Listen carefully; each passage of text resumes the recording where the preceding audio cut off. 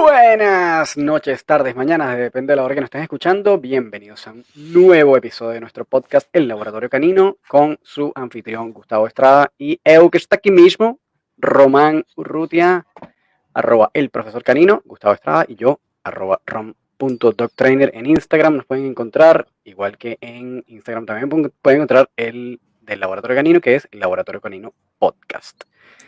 Vamos a Allí estar nos pueden viendo. publiquemos Exacto, nosotros. Correcto. exactamente. Ahí mismo lo ven, si lo están Síganos, viendo. aunque no tengamos publicaciones, porque cuando salgan, saldrán día 30 publicaciones por semana. Exactamente. Yo todavía no tengo ni la primera en mi Instagram porque no me hago la tarea de crear contenido, pero ya pronto lo haré. Y bueno, hoy vamos a estar hablando sobre un tema también bien interesante. El episodio pasado conversamos sobre qué era el adiestramiento en positivo, que era como toda esta supercorriente famosa que todo el mundo está hablando, que bueno, no es tan nueva como parece, pero que pareciera serlo. Y hoy vamos a hablar tal vez como de la, no sé si decir la otra cara de la moneda, porque en realidad es más como la tercera vía, pero esta otra vertiente que es el adiestramiento balanceado. ¿Ya? ¿Qué significa esto del adiestramiento balanceado? ¿Cómo se come esta cuestión? ¿Qué representa? ¿Cómo trabajan? ¿Qué referentes podríamos mostrar de esta corriente? Así que, bueno, ya nos empieza el cuento ahí, el profesor.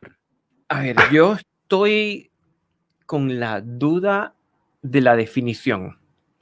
Bueno, Porque eso es a decir buen verdad, tema. uno le pregunta, si uno le pregunta a muchos adiestradores balanceados qué es el adiestramiento balanceado y responden, es muy variopinto lo que puedes Sí, encontrar. Pero en el fondo, yo creo que se refiere a la capacidad del adiestrador de poder balancear adecuadamente un número muy complejo de variables que tienen que ver con el bienestar del perro, derechamente tienen que ver con el bienestar del humano y con establecer un adecuado balance en el sistema de consecuencias para que sea lo más natural posible, y con natural me refiero a que se asemeje más a cómo son las consecuencias en la naturaleza. exacto. ¿Sí? Sí. Esa sería como la definición que yo pondría sobre la mesa. ¿Tú le agregarías algo, quitarías, cambiarías? Y bueno, aquí también es donde de repente algunos proponentes eh, dicen bueno, que no les gusta llamarse balanceados porque tal vez se ha llevado como a una mala interpretación, probablemente como por la mala praxis de algunos adiestradores que de repente puedan usar también esa categoría o esa etiqueta, por llamarlo de alguna manera. Pero yo lo que realmente creo es que el adiestramiento balanceado es como el uso apropiado y como con buen juicio de los 4 cuadrantes de, el sistema de consecuencias o del condicionamiento operante, ¿no? Cuando tú utilizas todas las herramientas, estrategias, técnicas y tácticas a las que responda el perro, tratando de ser lo menos invasivo posible, en la medida de lo posible, pero sin descartar ninguna opción que ayude a resolver el asunto, tanto el perro como el cliente. Eso es lo que yo comento, lo que Así yo es. Para defino, los ¿no? que Como nos, adiestramiento balanceado. y para los que nos están escuchando en nuestro capítulo 2 hablamos cómo aprenden los perros y hemos hecho mención dentro del condicionamiento operante o el aprendizaje instrumental acerca de las 4 consecuencias que resumiremos muy brevemente. Las consecuencias a los comportamientos pueden tener 2 direcciones: o que haga que el comportamiento se repita, estaríamos en presencia de los refuerzos, o que haga que el comportamiento disminuya, estaríamos en presencia de los castigos. Y por último, uno puede agregar algo, que sería positivo, suma de la matemática, agregar, sumar, añadir, positivo, o retirar, que sería negativo. Y eso nos dan 4 cuadrantes, que es refuerzo positivo, refuerzo negativo, castigo positivo y castigo negativo. Y lo que Román está señalando tiene que ver con el uso de las 4 posibilidades de consecuencias ante los diferentes comportamientos. Claro, así es, así es. Y yo creo que ahí también, obviamente no se limita a eso, porque también incluyes una serie de elementos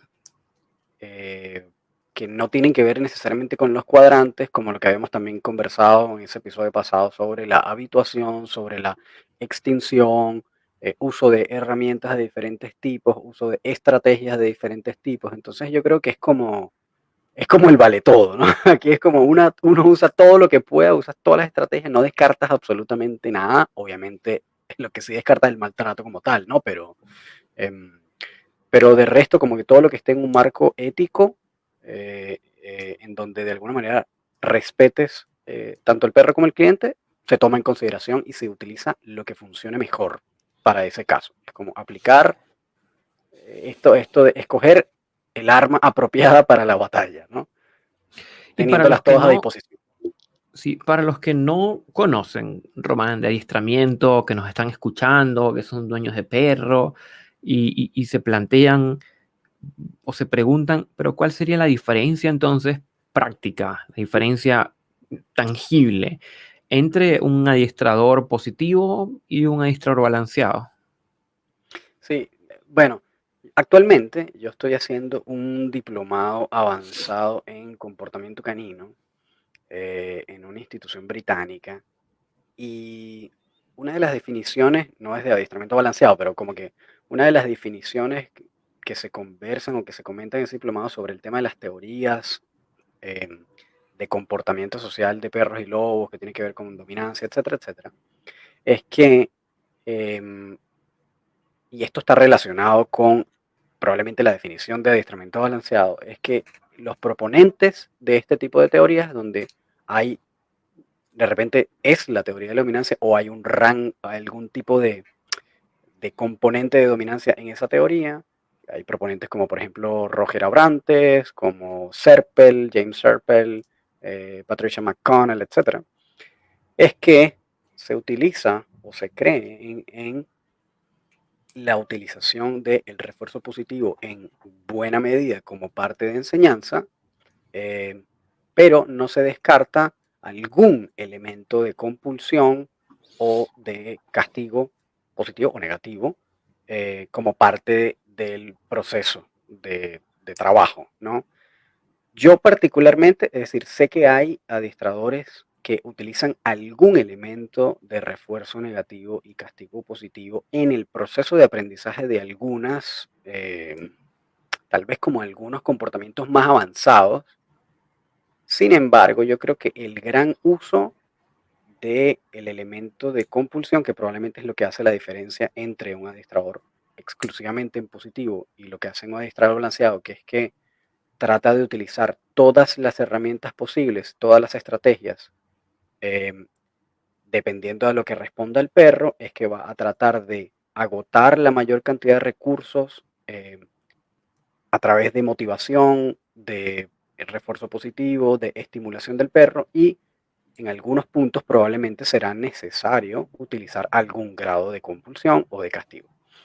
Em, y en ese sentido, eh, creo que como que probablemente en donde se halle más ese uso es cuando estamos tratando de resolver comportamientos inadecuados, que puede ir desde el rango de la reactividad, agresión, eh, incluso de repente miedo en algunos casos, aunque parezca como contraintuitivo. Pero más que todo creo que como en el área de la modificación de conducta es como tal vez donde más podríamos ver este tipo de cosas, ¿no? Em, no descarta una a la otra, pero sí, yo creo que es más o menos como eso, como que el Claro, uso de todas las posibilidades. pero volviendo a la señora Juana que tiene su perrita que quiere adiestrar y está viendo el Instagram, ¿cuál va a ser la diferencia entre para ella cuando ve un adiestrador, un proponente del adiestrador en positivo versus un proponente del adiestrador balanceado? ¿Cómo vería ella esta diferencia? Am, bueno, probablemente hay herramientas que no va a utilizar jamás un adiestrador en positivo, como el uso de martingales, el uso de prong collars o collares de puntas, collares remotos, em, aplicación de correcciones con collar y correa, ah, en algunos casos tal vez con agua de repente, con lo que se llaman squirt bottle, que es como un aspersor con agua para distraer. Lo que pasa es que se suman cosas en el adiestramiento balanceado, es decir, tú puedes ver un exterior en balanceado trabajando únicamente en positivo porque ese perro lo amerita y de repente lo verás utilizando estas otras herramientas o estrategias porque ese perro lo amerita. Entonces va a ser como complicado porque es donde confluye todo, está todo ahí, todo vale, por eso digo que es como, es Claro, como, y en el adiestramiento balanceado, aproximadamente un 80 a un 90% de la práctica en obediencia para enseñar comportamientos se usa desde el refuerzo positivo. sí, Entonces, por desde ese supuesto. punto de vista, no habría diferencia. Es decir, quien está haciendo un scroll en redes sociales o quien está llevando a su cachorrito a clases de obediencia inicial o a un perro adulto a clases de obediencia, no notaría la diferencia entre un adiestrador en positivo y un adiestrador balanceado. No, Quizás en ese 10%, en ese 15% donde de pronto es necesario quizás aplicar algún correctivo para algún comportamiento donde podría verse la diferencia, en donde sí, quizás el así adiestrador en es. positivo sería como más tendiente a buscar evitar el comportamiento o ignorarlo o reforzar otro Ujú. comportamiento alternativo, y por otro lado el adiestrador balanceado podría ir a hacer alguna corrección puntual sobre el comportamiento que está siendo problemático. Exactamente, exactamente. Sí, así es. Pero además como que de eso también, igual que yo creo que una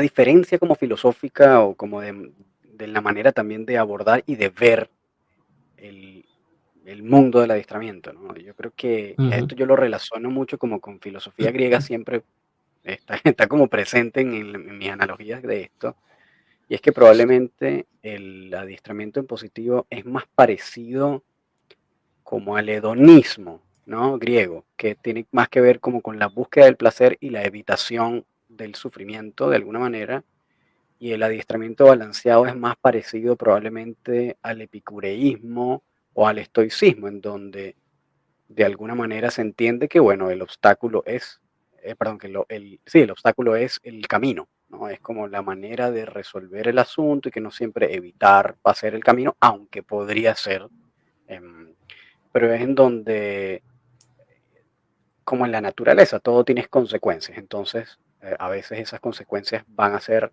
desagradables, pero nos van a enseñar cosas y nos van a hacer más fuertes en el futuro, incluso para nuestro propio bien.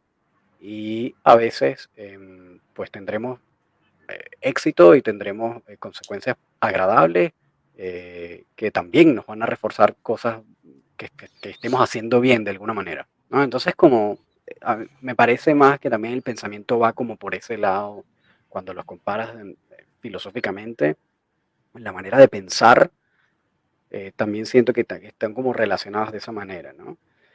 Em, Y sería una diferencia, porque sería una diferencia filosófica de la concepción del adiestramiento canino. Mira, a estas alturas, a mí me parece que está más por ahí que otra cosa. Claro, Porque, dame un segundito, porque yo comparo mucho lo que hacemos. Recuerden que yo soy psicólogo clínico de formación, con formación en psicoanálisis de varios años, y yo comparo mucho la práctica que hacemos los adiestradores a la práctica psicológica, donde no hay una práctica psicológica que sea mejor que la otra. Es decir, uno puede ir a un terapeuta cognitivo-conductual, puedes ir a un terapeuta humanista, puedes ir a un terapeuta, a un psicoanalista, y en todos vas a poder conseguir una mejoría, solo que la filosofía de base es distinta exacto. y la forma en que conciben el problema y que conciben el mundo es distinto. Y creo que en el fondo, así como dices tú, Román, hoy día sabemos que la diferencia es más bien por esa línea, una diferencia filosófica, una diferencia de concepción Mm, del adiestramiento canino, que está en pañales, porque esta discusión se ha tenido en psicología desde hace muchísimo tiempo y ya nadie se cree conocedor de la verdad. y se sienta el psicoanalista con el cognitivo-conductual, con el humanista, con el alternativo, y usted se puede sentar todos en la mesa y compartir experiencias. Pero esto está muy reciente Sí, y ocurre que ahí se forman grupos que creen que tienen la verdad, es que sí, esta es la verdad y esta es la forma de proceder, y no se entiende que estamos, como mencionamos nosotros en el episodio 1, montados sobre una ciencia social. totalmente. Y yo creo que, claro, bueno, además que esto yo creo que es igual, es es un fenómeno cultural global. El tema como del tribalismo, de las polarizaciones, de los atrincheramientos en modos de pensamiento, etcétera, yo creo que es algo que de todas formas está sucediendo en casi cualquier área del conocimiento humano. Em, pero ciertamente el adiestramiento es una ciencia relativamente nueva y que está basado también como en un aspecto psicológico, pero que también está funcionando la biología y otras ciencias como la etología. Entonces, es como una mezcla de muchas cosas y todavía falta mucho por recorrer. No hay tanto conocimiento a profundidad de esto y eso hace que también a veces se creen teorías y esas teorías también de alguna manera son complicadas de probar, porque además también la manera, y aquí volvemos al punto número uno del primer episodio que va de la mano de la ciencia, de los estudios, etcétera, etcétera. Y ahí es donde se complejiza el asunto porque todavía no tenemos tampoco muchas respuestas de la ciencia aún y las que hay pues no todas están tan bien, algunas tienen ciertos sesgos, algunas no, pero igual sigue siendo poca data, sigue siendo poca información. Entonces, estamos desde la creencia más que todo y desde de la experiencia del adestrador, de la experiencia anecdótica, de lo que vemos que es resultado, de lo que veamos que funciona. Entonces, como que académicamente no hay una convergencia. Y eso deriva en que ciertamente se formen trincheras, lamentablemente. Y nosotros probablemente seamos parte de eso. Aunque uno quiera o no, terminas teniendo como alguna postura y eso lamentablemente te agrupa en un bloque. em, pero creo que también está como tiene que ver como con la apertura mental de preguntarse constantemente si lo que uno está haciendo está bien, si hay otras maneras de hacer las cosas, de estudiarlas, de entenderlas, etcétera, etcétera. Y la diferencia que yo veo, y yo me considero un adiestrador balanceado, es Ujú. que em, a mí por lo menos en mi caso, y sé que muchos colegas también de los adiestradores balanceados comparten esto, es que no descartamos nada. Es decir, yo si veo a un administrador en positivo que trabaja fantástico y está haciendo un seminario, lo voy a hacer. Si veo a Grisha Stewart haciendo su BAT, que me parece fantástico, que es una manera además de abordar el tema de terapia en modificación de conducta sin ningún tipo de intervención como invasiva, lo voy a hacer. Me parece fantástico el trabajo de ella, el trabajo de Michael Shikasho también, que va más o menos por esa línea. Otros positivistas que te ponen, Sarah Brusky o Dennis Fancy, que son extrahoras que trabajan en positivo pero hacen un trabajo fantástico. Entonces, el adiestrador balanceado seguramente va a tomar cosas, elementos de lo que hace ese tipo de adiestramiento y va a incluir de repente a elementos de lo que haga otro que capaz incluso vaya en el sentido contrario, ¿no? Em, Hay un adiestrador muy interesante que se llama Larry Cron, que él es un adiestrador balanceado, es uno de los tipos que más trabaja con e-collar, ¿no? Con collar remoto. Pero este tipo es así, que es crítico para el lado que vaya. Es decir, si ve que un administrador balanceado no lo está haciendo bien, lo indica, dice por qué, las herramientas que no está usando, y la está usando mal, etcétera, etcétera. Y si es con un administrador positivo también. Porque obviamente él trabaja con collar remoto, esa es su herramienta principal. Y sus resultados son maravillosos.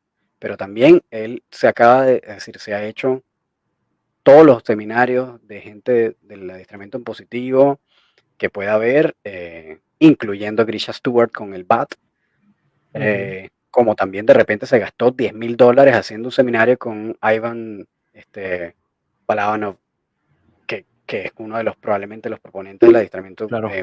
también balanceado más importantes, ¿no?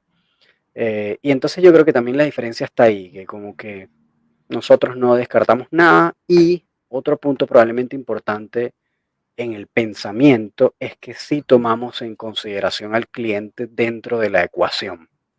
Porque probablemente en el adiestramiento en positivo lo que sucede también es que el foco radica y la importancia está, que no es cero criticable, ojo, es exclusivamente en el bienestar del perro. Y bueno, esa es una postura válida en la cual para ese adiestrador y para esa corriente es lo principal es el bienestar del perro.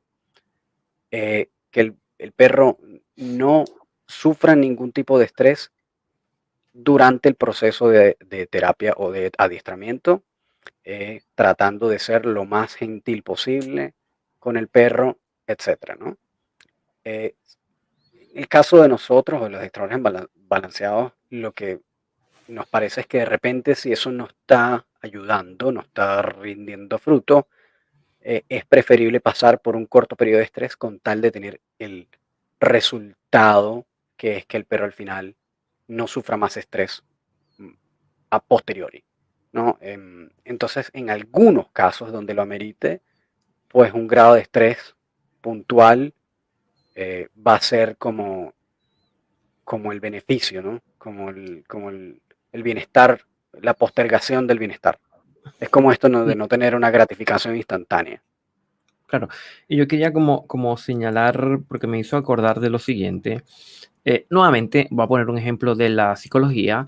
En algún momento yo recuerdo estudiar psicología y los manuales de clasificación, el manual, el DSM, el manual estadístico de clasificación, es un manual que empezó siendo un manual dimensional. Los diagnósticos eran dimensiones y uno se podía ubicar dentro de las dimensiones. A medida que fueron evolucionando los manuales 3 y 4, los diagnósticos eran más categóricos, menos dimensionales y más categóricos. Y yo recuerdo las palabras de el sabio eh, Manuel Ortega, el doctor Manuel Ortega, se llama él, que él decía, y los próximos manuales serán dimensionales, porque fluctuamos y vamos en un vaivén en general. ¿Ya? ¿Y qué siento yo que ocurrió? Que el adiestramiento tradicional era estrictamente centrado en los objetivos y estrictamente centrado en lo que el dueño quería que ocurriera. Y luego hubo el balance, el vaivén, perdón, el desplazamiento hacia, ahora la atención está puesta sobre el perro y está puesta en el bienestar del perro. Y sin duda era necesario, era necesarísimo que eso ocurriera y yo creo que el aporte de los adiestradores en positivos ha sido invaluable, pero ahora la balanza no es que se va a ir al extremo nuevamente, sino que tiende a balancear. Ya no es la prioridad puesta en los objetivos del adiestramiento, pero tampoco es puesta 100% en el bienestar del perro, porque hay momentos donde quizás es como tú lo señalas, producir un tanto de estrés, y esto responde también a la ley de Yerkes-Dobson de psicología, de un estrés óptimo para poder producir aprendizajes. Y yo creo que una diferencia importante es que el adiestramiento balanceado rescata el bienestar del dueño también, porque el adiestramiento en positivo se centra mucho en el bienestar del perro. De hecho, creo que diría se centra exclusivamente en el bienestar del perro. Sí, Y en sí, todo así aquello que es. podría generar inclusive un poquitito de estrés, es cancelado, es observado, es criticado, es cuestionado. Y viene Ujú. el adiestramiento balanceado como a rescatar, oye, que también hay un dueño que no puede, por criterio de realidad, dedicarle 4 horas al día a un tratamiento basado en refuerzo positivo con su perro. Y es donde quizás ahí es donde entra en el uso de las herramientas. La tecnología ha evolucionado. A ver, una de las cosas que nos separó radicalmente como especie de nuestros ancestros es el uso de las herramientas. Sí, por Entonces, venir a supuesto. negar el uso de las herramientas hoy día es prácticamente negar la evolución misma. Eh, Quizás me estoy yendo muy extremo y me voy a dar unos cuantos No, haters, pero por ahí no, va pero es el que asunto, ¿no? sí, Ujú. sí, sí. O sea, yo también considero que, em, y esto también lo hemos conversado, de hecho lo mencionamos en el primer episodio, el por qué estamos aquí, pero, em, y también lo conversamos en el segundo, de cómo aprenden los perros, que es que al final tampoco la herramienta hace al adiestrador o crea el resultado por sí solo. De hecho, lamentablemente las herramientas se ganan la mala fama porque precisamente o caen en manos inexpertas o los compran dueños directamente esperando que la herramienta por sí sola les resuelva el problema, y eso lo que hace es más bien crear más problemas. Entonces es como esa analogía del mono con hojilla, ¿no? Es decir, puede ser peligroso incluso y no está bien. Entonces, y ahí está como ese refrán de no es la flecha sino el indio, ¿no? Y ciertamente en este caso es así. Ahora, una flecha y un arco en manos inexpertas, inadecuadas, puede ser nocivo, puede ser peligroso, puede ser contraproducente. Lo mismo pasa con esto, como toda herramienta. Entonces, ciertamente requiere de mucho criterio el uso, de estudio, requiere de pensar, porque al final también tienes que hacer todo un ejercicio mental de sumar, quitar variables, y todo en vivo, es decir, en cuestión de minutos tú debes estar sacando cuentas de las variables que están, que no están, y tomar la decisión si debes o no, entonces utilizar una herramienta o probar una herramienta. Y muchas veces también caemos en ensayo-error, ver si esto funciona, si no funciona. Que además es como parte del proceso, es como medio inevitable a veces el ensayo-error. Y por eso mismo, como es un tema de ensayo-error, uno trata de ser lo más juicioso en el uso de las herramientas partiendo desde el mínimo posible. ¿Ya? Eh, y claro, yo creo que eso es un concepto a veces difícil de comprender, porque bueno, de repente piensan que la herramienta está diseñada para hacer daño. Entonces es como, no, pero es que bueno, supongo yo que la compares con una guillotina, pero es que no hay ningún beneficio en una guillotina está hecha para matar, qué sé yo, ponte. Eh, Pero la verdad es que no, porque ahí caes como en una falsa analogía y es como un absolutismo también, o que lo compares con una pistola, o no sé. Entonces, porque la herramienta no está hecha para eso. Es decir, la herramienta estará hecha para tratar de cambiar el comportamiento mediante una sensación incómoda que va a depender, como también lo conversamos en los episodios anteriores, de dos variables también que son intensidad y duración. Entonces, si yo te toco con una pieza de metal, no va a significar nada. Si yo te lanzo la pieza de metal, probablemente sea desagradable. Si yo te entierro la pieza de metal, va a ser definitivamente una sensación desagradable y va a causar un efecto. Entonces, em, estas variables no se pueden eliminar. Me explico, no es como que la herramienta trabaje por sí sola y sacamos esas variables de intensidad y duración de la ecuación como si no existieran o como si no formaran parte del proceso. Y esas dos variables están en las manos de la expertise del que las usa. Entonces, no hay manera de sacar o de deslinkear, no sé cómo decir, de desenlazar el uso apropiado o el que las usa de la herramienta. No hay manera. ¿Me explico? Claro, claro. Sí, Entonces, estaba pensando que efectivamente si bien el adiestramiento en positivo se opone aparición al adiestramiento tradicional, encuentro que, como tú decías al inicio, el adiestramiento balanceado es como una tercera vía, es una tercera vía. porque se nutre como de las buenas prácticas de ambos, Así es. ¿ya?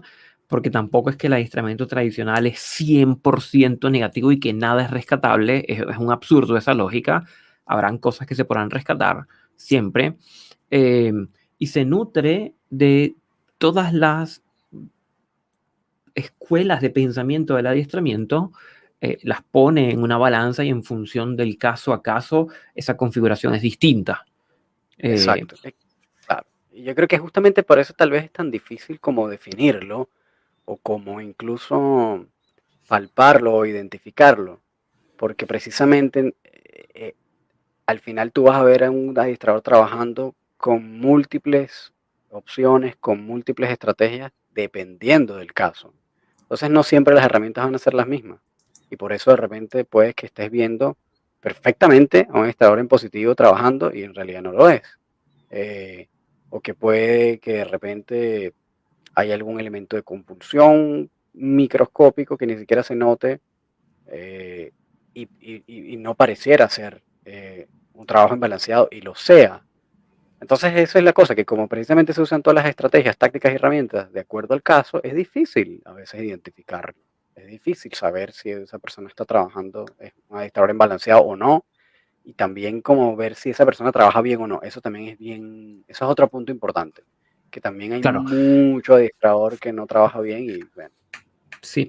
eh, Quiero retomar otro ejemplo de la psicología, porque en su momento, no recuerdo, esto fue hace 10 años probablemente, se realizó un estudio observacional de las técnicas obviamente psicológicas, que aplicaban las distintas escuelas de pensamiento. Ya, déjame que voy aquí a desarrollar una idea. Las diferentes escuelas de pensamiento, supongamos conductista, humanista y psicoanalítico, por ejemplo, cada una tiene su pool de técnicas psicológicas. Y hubo unas personas que entraron a observar las sesiones cámara de Gesell, esta cámara que tiene un espejo donde se puede ujú, ver, ¿sí? sí, como la Y de los empezaron a... policías. Exactamente, cámara de Gesell es el nombre que la tenemos en psicología. Y empezaron a registrar las técnicas las que estaban utilizando los profesionales y notaron que en los profesionales jóvenes de cada una de las escuelas eran muy arraigados a la teoría o a las técnicas específicas de su área. Pero a medida que iban subiendo en la experiencia y observaban la práctica de profesionales con más experiencia, veían que llegaba un momento que no se podía distinguir.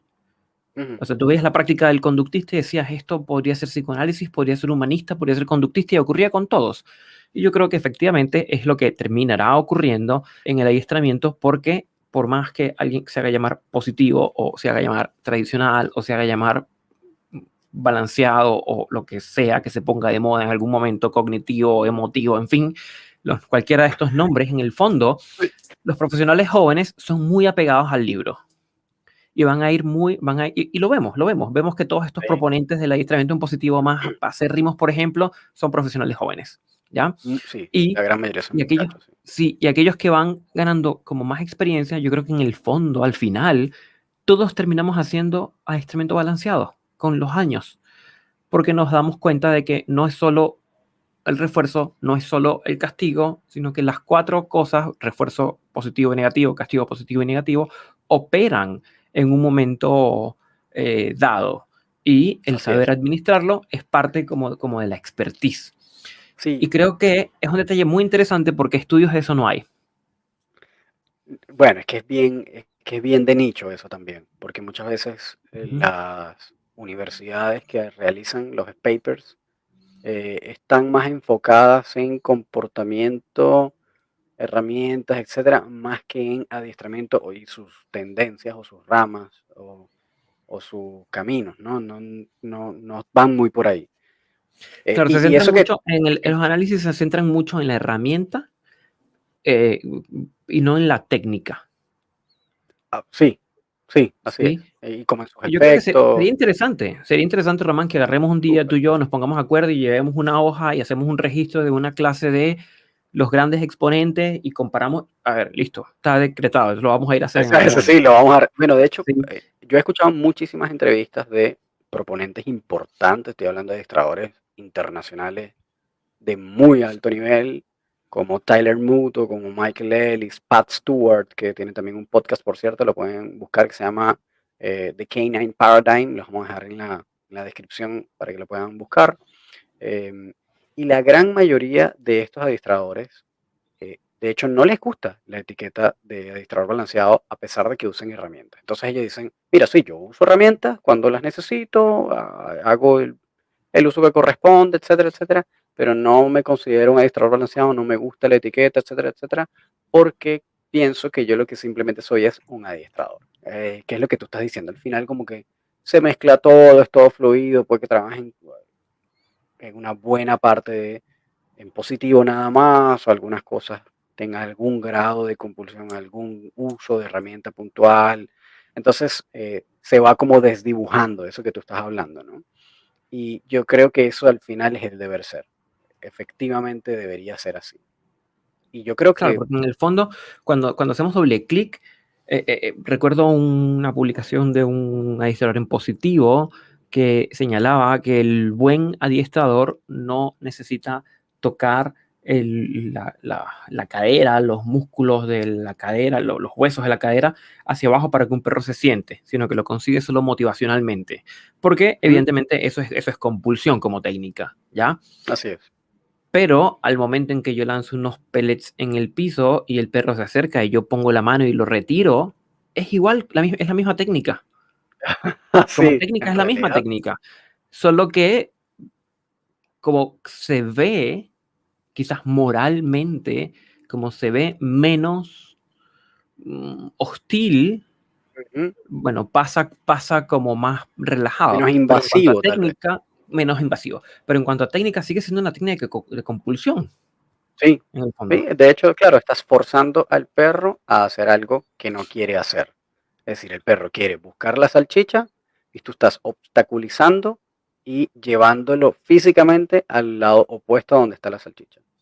Básicamente estás forzando al perro a ir al lado contrario a donde quiere ir, que es hacia la salchicha. En este caso, si lo estás llevando a un sentado físicamente, sí, él está parado y tú lo estás sentando, estás yendo en el sentido opuesto en el que su cuerpo está. Y si se está resistiendo a sentarse, pues ciertamente, con más razón, estás yendo en el sentido contrario a lo que el perro quiere hacer y estás ejecutando una compulsión.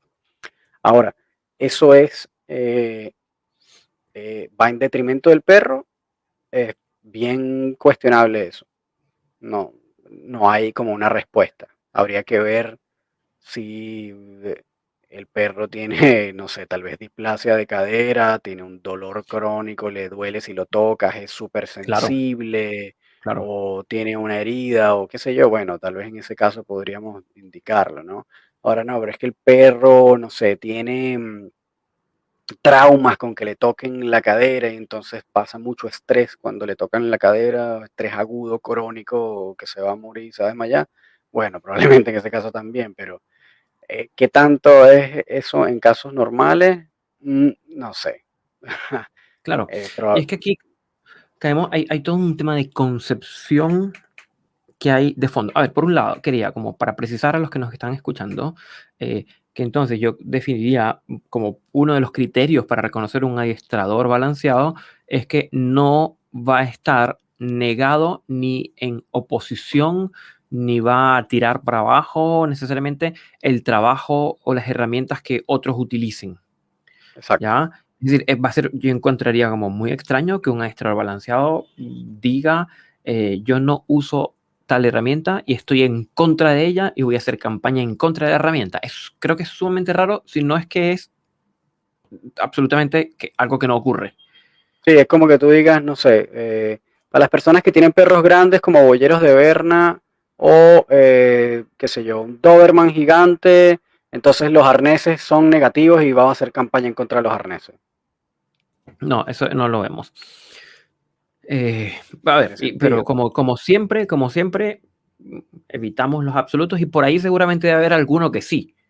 Pero bueno, Pero es siempre infrecuente, es sumamente puede haber infrecuente excepciones. versus la frecuencia inclusive tienen en inglés, tienen una denominación que son los anti-tool trainers, que son los adiestradores que son anti-herramientas.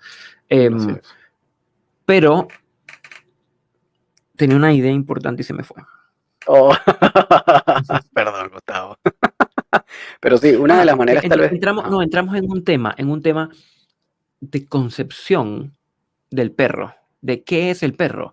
Porque uno, al ser un animal de compañía, al no pertenecer al ecosistema, no es que podamos liberar a todos los perros a la calle y van a vivir felices, etcétera, no, van a ser una plaga y van a generar cambios complicados en el ecosistema. Em, Hay posiciones que, aunque no suenen bonitas, son importantes. Porque recuerdo Ujú, esta persona que yo seguía o sigo en el Instagram, creo que decía que no se puede bajar el potito, la cadera, la parte de atrás de los perros para sentarse, que eso no se hace porque eso obliga al perro a hacer algo que el perro no quiere hacer. Pero lamentablemente el perro va a tener que hacer muchas cosas que no quiere hacer porque vive con un humano. Claro. Y puede que el perro no quiera pasear ese día, por ejemplo, y eso no significa que entonces nos quedamos en la casa porque el perro no quiso salir. O me pasó en estos días que yo iba paseando con mis perros y venía una niña, tenía a su perrito chiquitito con el arnés, el perrito chiquitito se quedó a olfatear a los nuestros, a mis dos perros. Y la dueña estaba, vamos, vamos, vamos, vamos, y la perrita estaba conectada olfateando a mis perros. Y ella eventualmente dijo, bueno, ya, lo tomó en brazos porque era una perra chica y se fue. Y se fue como diciéndole cosas, como que, oye, que vamos tarde, que tenemos que ir a no sé dónde. Y es que así es la vida cotidiana. No podemos hacer un paseo con nuestros perros en donde el perro decida él, porque si hacemos algo en contra de lo que el perro desee, es maltrato. Ahí estamos Bueno, pero cayendo en un tema es un súper complicado. absolutismo. Sí, Ujú. absolutamente. Y no solo es un absolutismo de sentido, porque también cuando lo llevas a sus extremos, caemos en absurdos. Es decir, si yo no puedo hacer nada que vaya en contra de lo que el perro quiere, probablemente ni siquiera debería estar en tu casa entonces. Probablemente debería estar afuera, viviendo libre, en la calle. Es decir, ¿cómo sabes tú que tu perro quería ir contigo a tu casa? A menos que te siguiera y te seguía todos los días y se quedaba en la puerta esperándote, que seguramente habrá uno que otro Estoy caso. seguro que alguien te responderá que Sí, cuando lo vi en la fundación, me miró a los ojos y me transmitió el deseo de vivir. Alguien nos dirá eso. claro, pero si ya lo recogió una fundación, ya también lo sacaron de su hábitat y le hicieron hacer algo que el perro no quería, que era estar en esa fundación desde un principio, ¿no? Entonces, eh, como te digo, si caemos como en esos pensamientos tan radicales entonces llegamos como a ese criterio de PETA. PETA es esta organización animalista que va en contra precisamente y llega a eso, su pensamiento llega incluso a esos puntos en donde dice, pana, la gente no debería tener mascotas, ustedes están torturando animales que no deberían estar viviendo con humanos, deberían estar encerrados, deberían ser libres, felices, etcétera, etcétera. Pero ahí es donde, bueno, uno tiene que poner las cosas en la balanza. Muchas veces uno se lleva un perro no solo por compañía, muchas veces lo hacemos, o algunos dueños lo hacen porque sienten lástima o porque sienten que de repente ese perro no la está pasando bien en la calle y quieren tratar de darle una vida mejor. Ahora, ese, esa categoría o ese aspecto de darle una vida mejor va a incluir que el perro no va a hacer siempre lo que quiere. Entonces, Claro. es como una cosa por otra. Ah, bueno, vas a tener comida garantizada, vas a tener afecto garantizado, techo, no te van a morder perros en la calle, no te van a lanzar piedras los, qué sé yo, los indígenas, no sé, cualquier cosa que le pueda pasar a un perro en la calle. Pero a cambio de eso, obviamente vas a tener cosas que hacer que no siempre son las que quiere el perro. Y aquí también caemos en una de las diferencias en algunos, no en todos, porque hay algunos, bastantes adiestramientos positivos que sí consideran que la estructura es importante, pero probablemente un adestrador balanceado sí va a tener muchísimo hincapié en el tema de la estructura y límites y reglas en el cual el perro debe convivir. Es decir, que no, el perro no va a hacer siempre lo que quiere.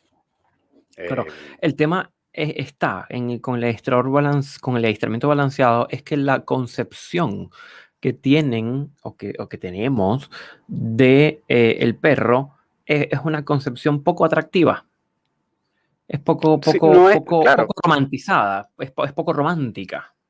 Es que también yo por eso te digo que siento que va mucho a un aspecto completamente filosófico, porque son maneras de pensar y de ver la vida. Y yo creo que estamos viviendo en una época completamente hedonista, en donde siempre estamos yendo en busca de la gratificación instantánea, que además está hiper acentuado. Esto está además estudiado. Esto está hiper acentuado por las redes sociales, por los likes, los comentarios que me hacen. Entonces y esto es como, también tiene que ver como con esta, tú lo debes saber mejor que estudias psicología, como con esta mecánica del jugador, de los jugadores Ujú, de casino, que están ujú. buscando como esa gratificación y entonces te haces como adicto a la búsqueda de ese placer. em, y eso va atado también a que las nuevas generaciones, estoy hablando de mi generación, los millennials y la generación Z, nacimos en una época en donde los problemas eran nada.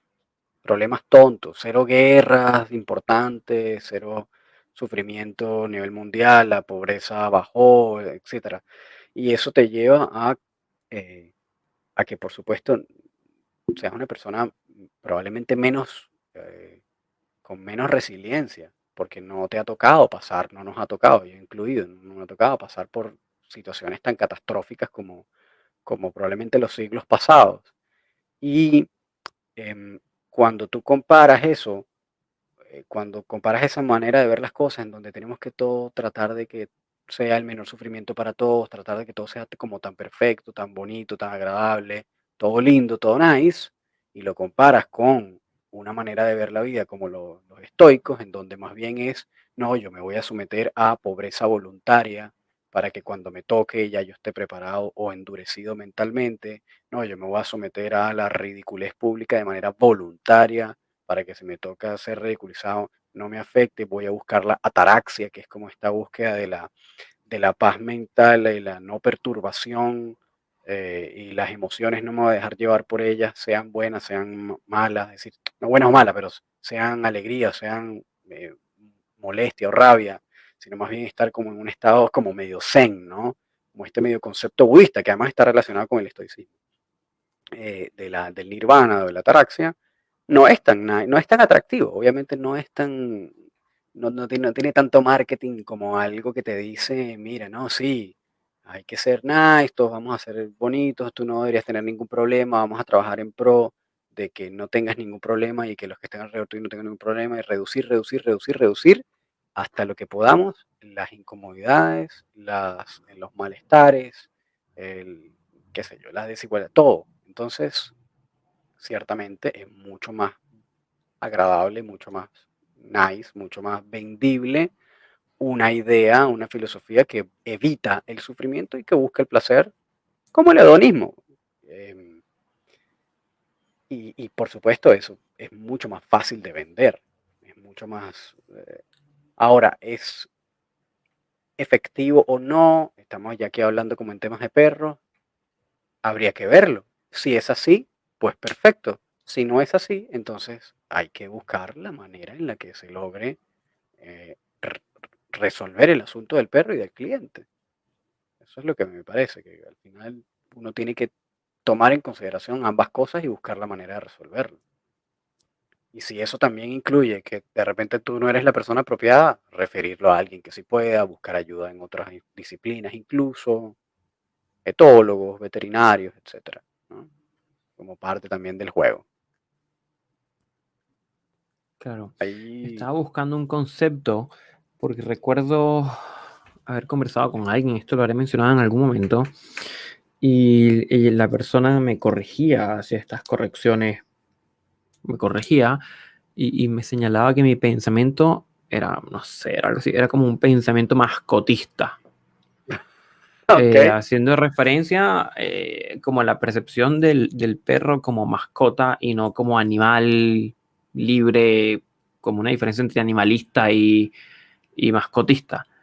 ok, Y yo me quedaba con la idea como que sí, obvio, porque no es lo mismo cuando uno apoya causas o defiende movimientos, etcétera, por ejemplo, para preservar los osos panda, por decir algo, ¿ya? claro, Que es muy distinto a las, a las mascotas, porque en el fondo son mascotas, al perro, al gato, sí, sí, que claro, tiene una lógica, completamente distinta. Al panda con tenerlo en un recinto y dejarlo que viva su vida natural, seguro, etcétera, como que de pronto estamos bien, pero el perro necesita límites, necesita educación, necesita que se corrijan ciertos comportamientos, necesita... Es otra, es una lógica completamente distinta y es esa lógica, la lógica que no es atractiva. Así que, oye, hay que sí. poner límites a tu mascota. Y la gente se escandaliza y Y hay veces que como si eso incluso fuera algo malo. sí, con el uso de ciertos elementos que te pueden ayudar, por ejemplo el kennel, vamos a suponer el kennel, que son estas jaulas transportadoras en las cuales, bueno, se colocan a tus perros probablemente en el inicio para llevarlo de un lugar a otro, pero lo que hemos visto y lo que hemos logrado entender es que también los perros son animales de guarida. Entonces los perros también por motus propio buscan lugares cerrados, pequeños, seguros, oscuros, para refugiarse. Por eso es que cuando tu perro, casi siempre los perros cuando están asustados se meten debajo del sofá, se meten debajo de la cama, porque es un lugar oscuro, cerrado, pequeño, donde se sienten como más seguros, ¿no? Y el trabajo que uno hace con el kennel es que el perro asocie ese espacio como su zona zen, ¿no? Como su lugar seguro donde nada lo va a perturbar, donde además también tiene un espacio propio, porque en una casa pasan muchas cosas, hay mucha gente andando, depende si es una familia grande o no, pero siempre hay sonidos, hay olores, hay personas pasando, caminando de un lado para otro, tal vez hay ruidos fastidiosos o luces o lo que sea que molestan al perro, y el perro en ese caso tiene un lugar donde refugiarse, que puede ser fácilmente un kennel. Ahora, entonces, muchas veces también la percepción es, ay, pero ese perro lo va a tener encerrado, enjaulado, como si fuese un animal de zoológico, pobrecito, todo el día. Ahí, que además, mala la referencia del zoológico porque no es así tampoco, pero pobrecito, todo el día, encerrado ahí. Entonces, lo estoy maltratando, eso no se hace, qué sé yo. Y nada más alejado de la realidad, porque en realidad, bueno, obviamente si dejas a tu perro 12 horas todo el día, sin agua, sin comida, sin haberlo paseado, sin nada, metido seguido, por supuesto estás cayendo en maltrato, ¿no? Pero em, si tú en algún momento, esto va para todos, necesitas viajar porque te vas a cambiar de país, te vas a cambiar de estado, vas a viajar porque quieres llevarte a tu perro a la playa y queda a 6 horas del lugar de donde vives, o lo vas a llevar de emergencia a un hospital que está especializado y queda a 4 horas de donde vives, y tienes que llevarlo a esa larga distancia y no tienes auto, probablemente vas a tener que llevarlo a un servicio de transporte público, sea avión, tren, o incluso un servicio especializado de transporte para mascotas. Y en ese caso, sí o sí, te van a exigir que tu perro vaya en un kennel, sí o sí. No hay manera de que lo lleves de otra forma. Si tu perro no sabe estar en kennel y no lo tiene asociado como algo, como ese espacio zen donde sabe estar, donde puede estar tranquilo, ese perro la va a pasar pésimo. No solo que la va a pasar hiper pésimo, que algunos incluso se estresan tanto que hasta le puedes dar infarto, porque el estrés es demasiado alto. Entonces, ahora, ¿eso hace que la herramienta sea una mala herramienta? No.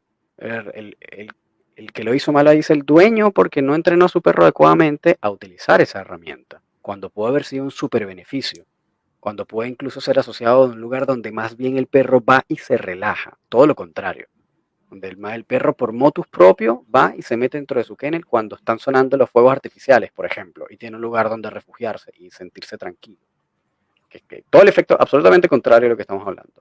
Entonces ahí en donde te das cuenta que antes de ver como las cosas de esa manera tan como tan instantánea en donde yo pienso que no, que yo estoy maltratando al perro porque él debería estar libre, tenemos como esa concepción como de la libertad y entonces la estructura la vemos como algo negativo, como algo que no está bien, pues no necesariamente es así, tenemos esas percepciones que son muy de humano. Tú te meterías en una caja, que se ya hacen esas comparaciones con los humanos. Tú te meterías en una caja y estarías metido ahí todo el día. Pero es que tú no eres un perro. ¿Me explico? Es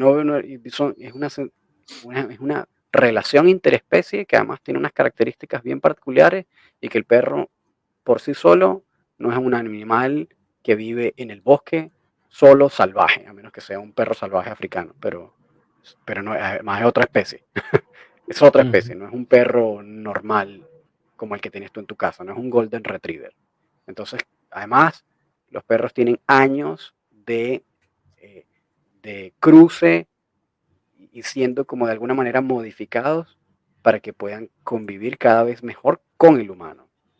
Entonces ya incluso están genéticamente modificados para vivir con nosotros. Tú lanzas un Golden Retriever, lo mismo que hablamos la otra vez, lanzas un Golden Retriever en el bosque y lo dejas ahí, te va, lo más probable es que ese perro perezca.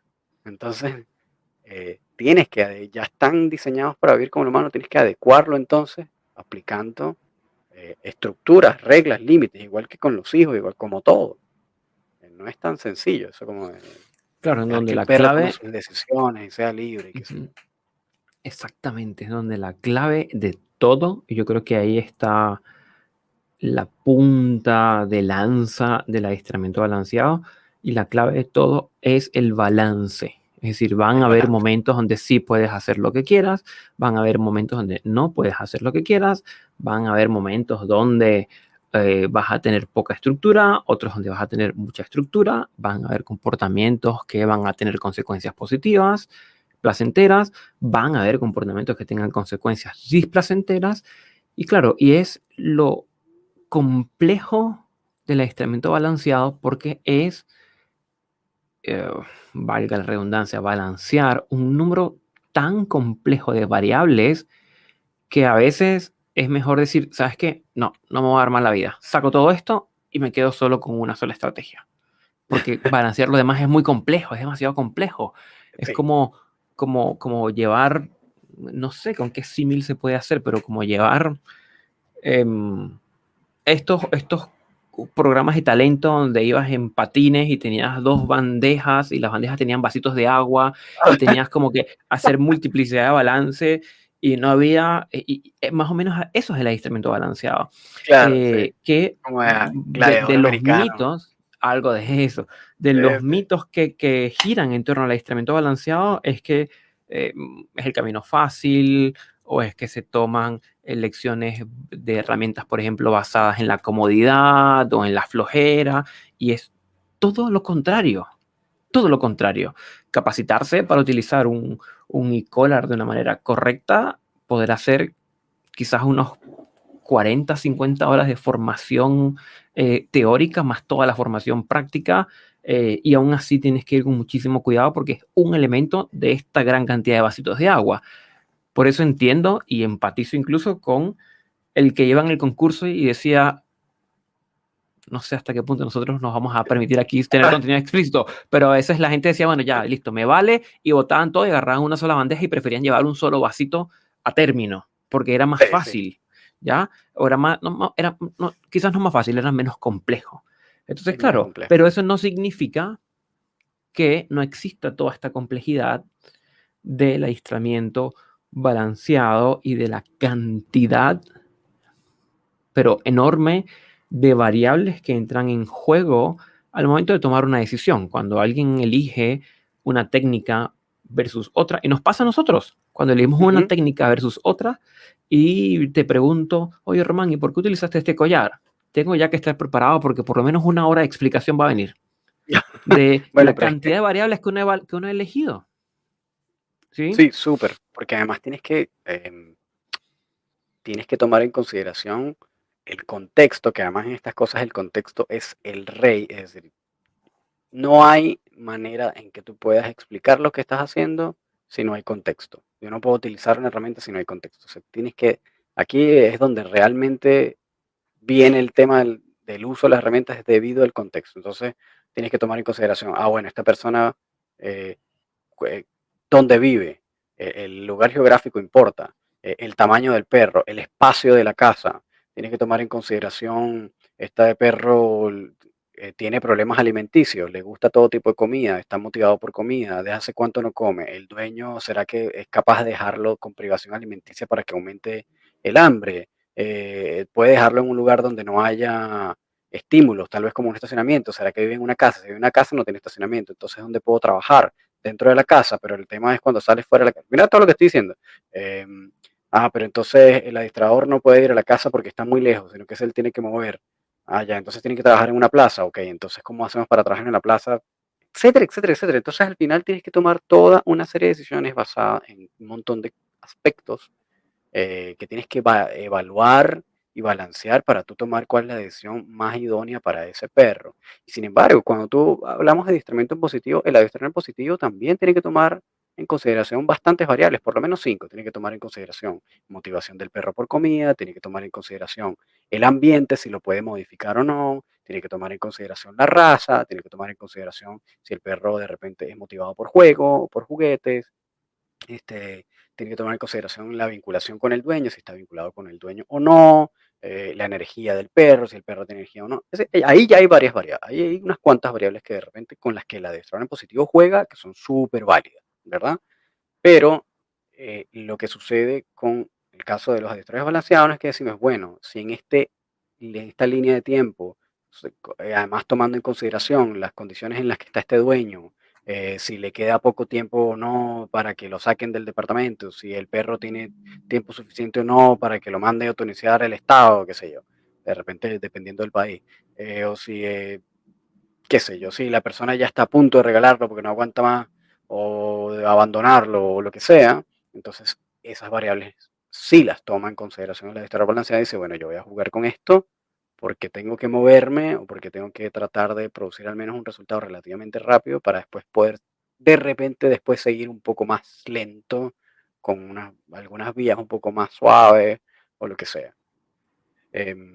Claro, Y porque es también, que allí, ujú, ujú, allí es donde tenemos como que puntualizar los mitos del adiestramiento balanceado. Mito número uno, súper, la elección de herramientas responde a flojera, a comodidad de la vida rápida. No, nada responde que a ver. una complejidad mucho más intensa.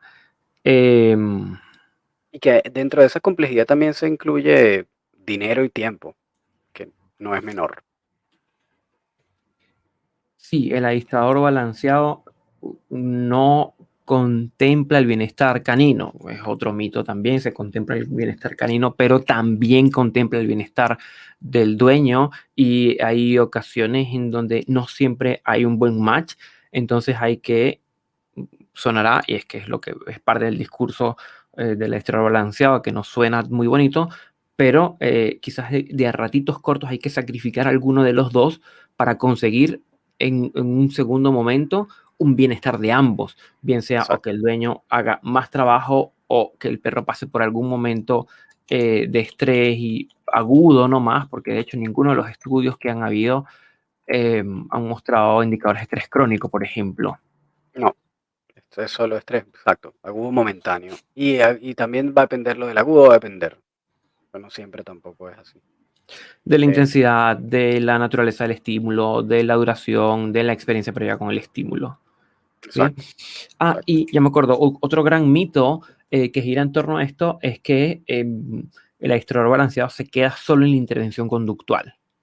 Busca solo suprimir un síntoma sin lograr la comprensión emocional o psicoemocional que puede haber de fondo. Y Ese es eso, un puntazo, ok, sí, eso es sí. más errado imposible.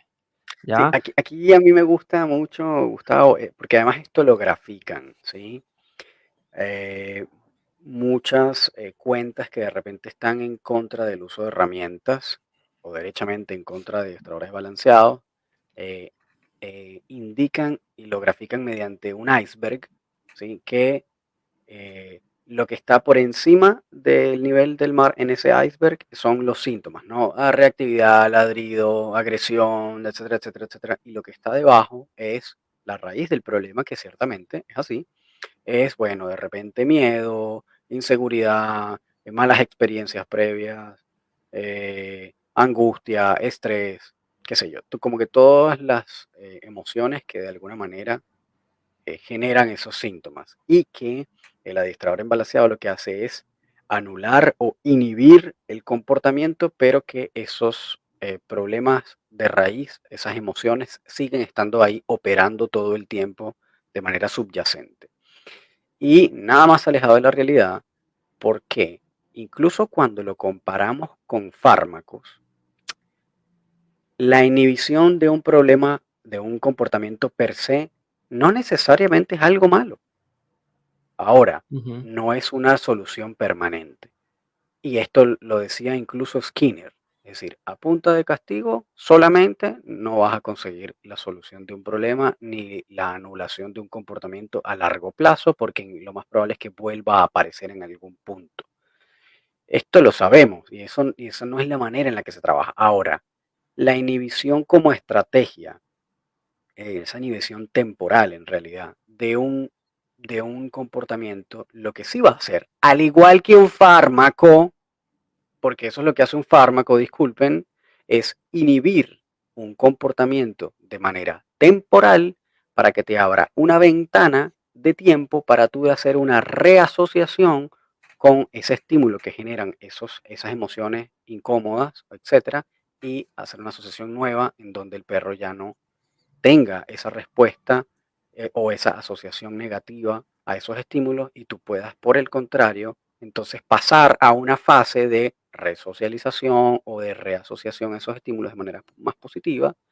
eh, y entonces ahí sí te puedes dar el tiempo, porque ya el comportamiento no va a estar ahí atravesándose o obstaculizando el proceso, y vas a poder entonces con toda la comodidad y además el dueño con toda la tranquilidad y la calma, porque además muchas veces los dueños no saben manejar, les estresa o les angustia o incluso les da miedo, o les genera tensión y esa tensión también vuelve, es como un círculo vicioso, también tensa el perro, entonces vuelven a caer en estrés. Entonces, si el perro no está presentando ese comportamiento, él también, el dueño está mucho más relajado y es mucho más fácil que se haga una reasociación positiva con ese estímulo que previamente era un estímulo estresante o gatillante para el perro y que producía ese comportamiento. Entonces, al final, lo que se hace es que se trabaja al revés. Probablemente el adestrador positivo vaya linealmente de abajo hacia arriba, trabajando desde la raíz y trabajando desde la raíz, elimina el síntoma.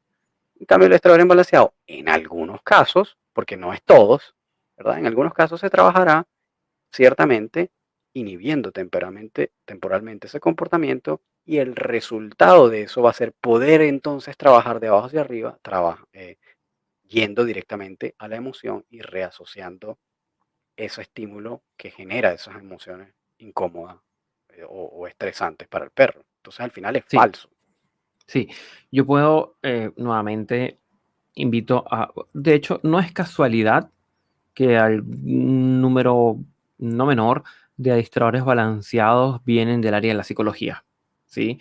Porque la metáfora del iceberg la escuché yo desde un año que ya no puedo ni pronunciar, cuando hace referencia al inconsciente, cuando estudiamos Freud, el inconsciente, el Claro, síntoma, la punta del iceberg y todo lo de abajo, y claro. en el fondo entender que todos los modelos son válidos, es decir, el psicoanálisis trabaja de abajo hacia arriba, por ejemplo, Ujú, eh, el cognitivo conductual trabaja de arriba hacia abajo, la ujú, farmacoterapia trabaja inhibiéndolo de arriba, mientras la terapia trabaja. Es decir, no hay una sola forma de atender el problema. exactamente. Y para ir finalizando, yo quería mencionar son varios mitos que hay en torno al adiestramiento balanceado. Esto es lo voy a leer no, lo voy a mencionar apenas de un post, de una publicación del blog que está todavía no está para ser publicada todavía, pero de las cosas que solemos escuchar. Cuando escuchamos adiestradores que se plantean y dicen textualmente, yo trabajo con refuerzo positivo. La respuesta a eso es ¿quién no? Hoy día, ¿qué Sí, porcentaje de adiestradores no se basan principalmente en el refuerzo positivo? sí, Es muy poco. mito que unos lo hacen y otros no. Quienes señalan, tengo una práctica basada en la ciencia, ojo, ¿cuál ciencia? Porque Watson, Pavlov, Thorndike, Skinner, Kohler, Bandura, Atkinson, Piaget, son varios que uno puede mencionar, que todos son psicólogos del área del aprendizaje, y es de ahí donde se basan todas las modificaciones de conducta de todas las diferentes formas de adiestramiento. Que Así se es. privilegia más una que otra, bueno, está bien, pero Pero todas están basadas en ciencia al final. claro, me preocupa el bienestar animal, yo educo sin dañar. Ojo, todos estamos montados en la preocupación hoy día del bienestar animal, y si hacemos alguna intervención, es muy perverso pensar que un adiestrador haría una intervención con el propósito de dañar. O sea, Exactamente. el ubicarse en ese pensamiento, ojo, habla más de quien lo señala que de lo que está haciendo el adiestrador. O sea, porque en el momento que yo me siento, mira, veo a Román y Román está trabajando con Maki y Román está haciendo esto de manera consciente para irle a producir un daño a su perra. Es muy Ujú. perverso ese pensamiento. Puedo suavizarlo diciendo, bueno, es que él no sabe lo que está haciendo, pero caemos en este tema religioso de perdónalos, Señor, porque no saben lo que están haciendo. ¿Sí? Exacto. Entonces sigo un poco más. ¿No podemos tomar atajos o el camino fácil en la educación canina? Pues sí, en ocasiones sí se pueden tomar atajos, eh, herramientas o farmacoterapia para poder inhibir un síntoma muy ruidoso que nos permita trabajar, es hacer una suerte como de atajo o de facilitarnos el camino. ¿ya? Y no necesariamente tiene nada de malo, además. No para nada, es una forma de atenderlo. Claro. El uso de estímulos aversivos daña el vínculo, todos estamos de acuerdo con eso, de mal usados, con una intensidad errónea, una frecuencia errónea, un timing pero absolutamente equivocado, Ujú. Y daña el vínculo. en ese caso el vínculo está más relacionado, y esto incluso estos tantos estudios que les encanta a muchos administradores como citar, están más atados a la frecuencia que otra cosa. A la frecuencia de un estímulo Frecuencia, mal sí, usado.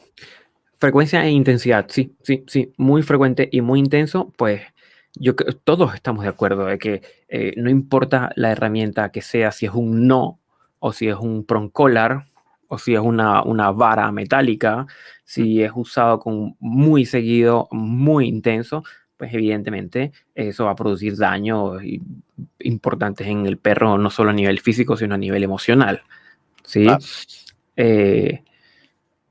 ¿El uso de estímulos aversivos genera estrés en el perro? Pues sí, absolutamente, estamos absolutamente de acuerdo, no es un mito, y se basa, como mencionaba, en la ley de Yerkes y Dobson de buscar el arousal o el estrés óptimo que permita el aprendizaje en perros, porque si no tienes un perro absolutamente aburrido de la actividad que está haciendo. Claro, y aquí también ¿Sí? creo que es bueno acotar que no todo estrés es malo. Es decir, si usted está aprendiendo a utilizar, a tocar un instrumento y te duele la muñeca porque no llegas a las cuerdas de la guitarra, por ejemplo, tu mano está sufriendo un estrés y tú estás sufriendo un estrés, e incluso de repente puede que te frustre, ¡ay, esto no me sale, esta cuerda, este tono! Y tumbes la guitarra y de repente la retomes más tarde. Eso fue un momento de estrés.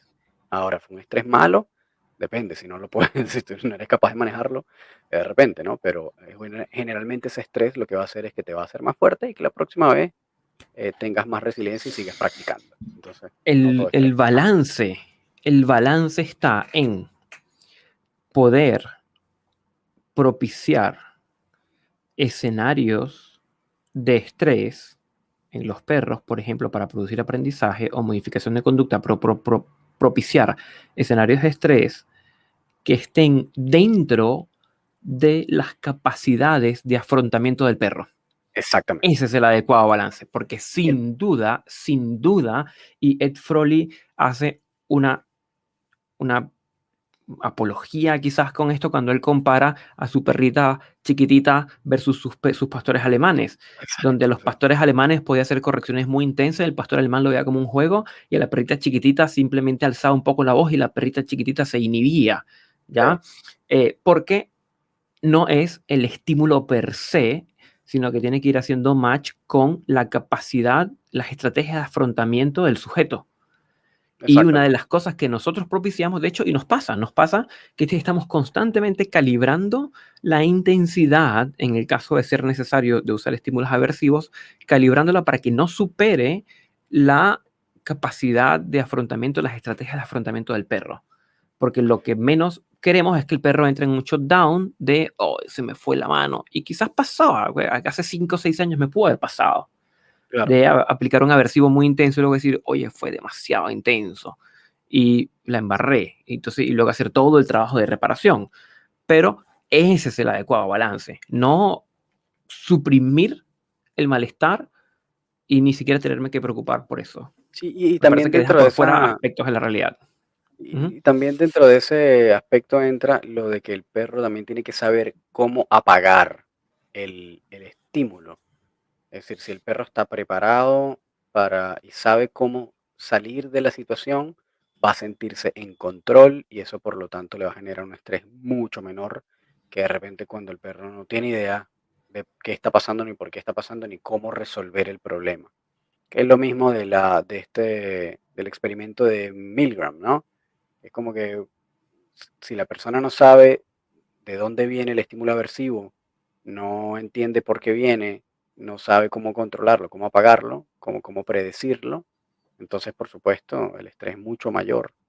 Pero si tú sabes cómo controlarlo, entonces en ese caso no aplica eso. Sí, y estaba viendo precisamente, para los que están interesados en profundizar un poco más de esto, el estudio de Scholk del Ujú. 2007 que publiqué en mi Instagram. Instagram, habla precisamente de esto. No lo dice con todas las letras, pero sugiere que efectivamente cuando los perros logran entender que activa un estímulo, o sea, que hace que aparezca un estímulo aversivo, que hace que desaparezca y qué tienen que hacer para prevenirlo, tienen un control completo del estresor y no Exacto, genera más estrés. exacto, No es que eso claro. les complica la existencia. El problema está, claro, cuando es impredecible. Quiero cerrar, no me gusta poner, pero quiero cerrar con el ejemplo con humanos. Si yo Sí, a mí sé tampoco. que si yo salgo a la calle y tomo la vía de la derecha, que es una vía oscura, que es una vía donde asaltan todas las noches y es una vía súper peligrosa, yo la voy a tomar y si me veo forzado a tomarla, voy a estar muy estresado, ¿ya? Seguro, O si todas las posibles opciones que tome, la calle de enfrente, la del al lado, la de la derecha, la de la izquierda, si todas tienen esas características, evidentemente el entorno es demasiado hostil. Pero si uno puede entender y reconocer, oye, pero es que roban en específicamente tal horario y específicamente tales días. Y con ese conocimiento puedo hacer día a día y evitar la aparición del estresor. exacto. ¿Sí? Y creo que es un elemento importantísimo que a veces no se considera. Se considera que es que cuando se utilizan estímulos aversivos son utilizados de manera aleatoria en intensidades máximas y es otro mito también en torno al adiestramiento balanceado. Sí, que además ese estudio de Schalke, por cierto, en todo el experimento lo hicieron con el máximo de collares remotos, el máximo en su, toda su potencia. Y por cierto, no hubo tampoco ni quemaduras, ni, qué sé yo, necrosis, ni ningún tipo de problema médico, a pesar de que en el experimento utilizaron esos collares remotos en su máxima potencia, que además, por cierto, ninguna distribuidora hace eso. Debo No, eso. acotar. Y ellos lo aclaran que específicamente lo hicieron para efectos del experimento. Sí, Eh, es sumamente extraño, pero profundamente extraño, tendiente a cero, quemaduras eléctricas por bicolar. es que sí, Hoy día, por el amperaje, es pero profundamente extraño. Ya lo comento porque por ahí había leído a alguien que había comentado que había visto varios perros con quemaduras eléctricas producidas por E-Collar.